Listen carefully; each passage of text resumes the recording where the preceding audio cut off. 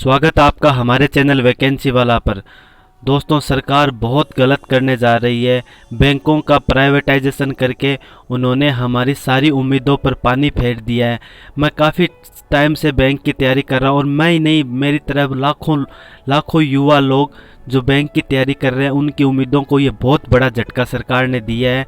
इस बजट में उन्होंने 2 और सरकारी बैंकों को प्राइवेट करने का जो डिसीज़न लिया है, उसके खिलाफ जो प्रोटेस्ट देश भर में हो रहा है, हड़ताल भी हो रही है, उसका सरकार की कान पर कोई भी जू नहीं रेंग रही। दोस्तों, ये वीडियो बनाने का मकसद यही है कि हमारी बात सरकार तक पहुंचे और वो अपना डिसीज़न काश चेंज कर ले।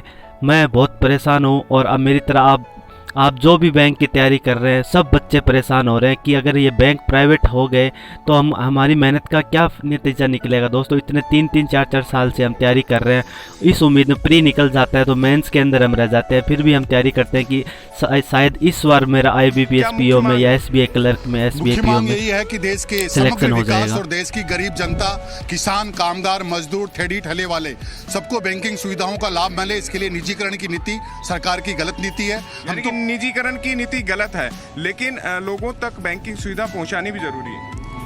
बैंकिंग सुविधा पहुंचाना जरूरी है। हम लोगों को बैंक को बंद करने में कोई अच्छा नहीं लगता है, लेकिन सरकार ने हमें मजबूर कर दिया है कि जो सरकार की नीति है उनके विरोध में हम अपना प्रदर्शन करें और सरकार को बाध्य करें कि निजीकरण ना किया जाए। सरकार क्या बाध्य होगी आज एक दिवसीय प्रदर्शन से? नहीं, मैं नहीं मान के चलता बाध्य होगी, लेकिन ये आंदोलन यहीं समाप्त होने वाला भी नहीं है। आगे क्या रहेगा? अगर सरकार ने अपना रवैया नहीं बदला तो UFB संघर्ष को आगे बढ़ाएगा और उसमें तेजी लाएंगे निश्चित रूप से। मार्च में बड़ा प्लान लेकर बैठे हुए हैं। हाँ, मार्च में हमारी 2 दिन की हड़ताल है। अगर सरकार इससे भी नहीं चेती तो हम पूरा संकल्प ले चुके हैं कि हम आगे हड़ताल, अनिश्चितकालीन हड़ताल भी हम करेंगे। सारे 13 से 16 मार्च तक बैंक बंद रहेंगे, आम आदमी परेशान रहेगा। 31 मार्च वित्तीय वर्ष का एंडिंग भी है। बैंक कर्मचारी कभी भी नहीं चाहते हैं कि जनमानस को किस तरह की परेशानी हो, अगर लेकिन जो सरकार की नीति है उसके लिए अगर आंदोलन नहीं करेंगे तो आने वाली पीढ़ी को क्या जवाब देगी ये पीढ़ी। तो बैंक कर्मियों का आंदोलन जारी है और आंदोलन का मूल यही है कि निजीकरण पर सरकार लगाम लगाए। केंद्र सरकार ने अपने बजट में प्रावधान दिया है कि सुविधाएं बढ़ाने के लिए निजी हाथ भी थामे जाए, लेकिन विरोध तेज है। विरोध के परिणाम क्या होंगे? क्या केंद्र सरकार झुकेगी, मानेगी? ये आने वाले वक्त में देखने की बात होगी, लेकिन अभी इतना है कि बैंक कर्मियों ने अपना आंदोलन तेज कर दिया है। हम क्या पागल हैं जो इतने सालों से तैयारी कर रहे हैं और सरकार एक डिसीजन के अंदर हमारी सारी मेहनत पे पानी फेर दी है। दोस्तों, सरकारी नौकरी ही सब कुछ नहीं होती, ये भी हमको पता है, लेकिन प्राइवेट के अंदर हमको जो मौके मिलते हैं वो कितने कम मिलते हैं और उसके ऊपर हमारी सैलरी वगैरह होती है कितनी कम देती है और कितना काम वहाँ पे करना पड़ता है। उसके बावजूद भी हमारा कोई प्रमोशन का चांस नहीं बनता, क्योंकि उसके अंदर जो भाई भतीजा होता है वो प्राइवेटाइजेशन के अंदर बहुत ज़्यादा है। दोस्तों, इसी के रिगार्डिंग सारे लोग सरकारी नौकरी की तरफ भागते हैं। ये सरकार ने जो डिसीजन लिया है प्राइवेट करके बैंकों को क्यों बेचना चाहती है? जो इतनी बढ़िया बैंक है, SBI, PNB, सरकारी बैंक, जो इतनी बढ़िया बैंक काम करे, उनको प्राइवेट करके सिर्फ 2 लोगों के हाथों में ये पूरा सिस्टम क्यों देना चाहती है सरकार?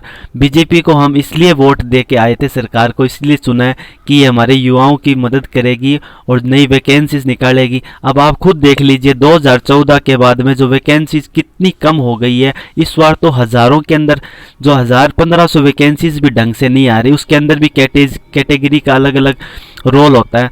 दोस्तों, 2014 से पहले कितनी बैंक की भर्तियां आती थी? आप खुद मेरे को कमेंट करके बता दीजिए। कम से कम 14 हज़ार, 15 हज़ार, 20 हज़ार वैकेंसीज मेरी खुद की आंखों से देखी हुई है कि आती थी। IBPS PO के अंदर आती थी, IBPS क्लर्क के अंदर आती थी, IBPS का जो भी एग्जाम होता है उसके अंदर वैकेंसी की भरमार हुआ करती थी और अब वैकेंसी नाम मात्र की रह गई है और ये आगे तो बिल्कुल भी कम हो जाएगी। मैं अपने मम्मी पापा से प्रॉमिस किया था कि मैं सरकारी बैंक के अंदर नौकरी लेके रहूँगा, लेकिन मैं I am so sorry mummy, so sorry पापा, लेकिन मैं ये अब नहीं कर पाऊँगा। मुझे ऐसा फील आने लग गया कि मैं शायद नहीं कर पाऊँगा।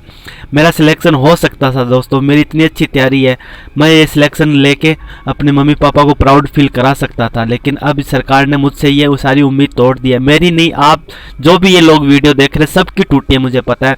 SBI के अंदर जो वैकेंसी आती थी वो इतनी डिक्रीज कर दी है।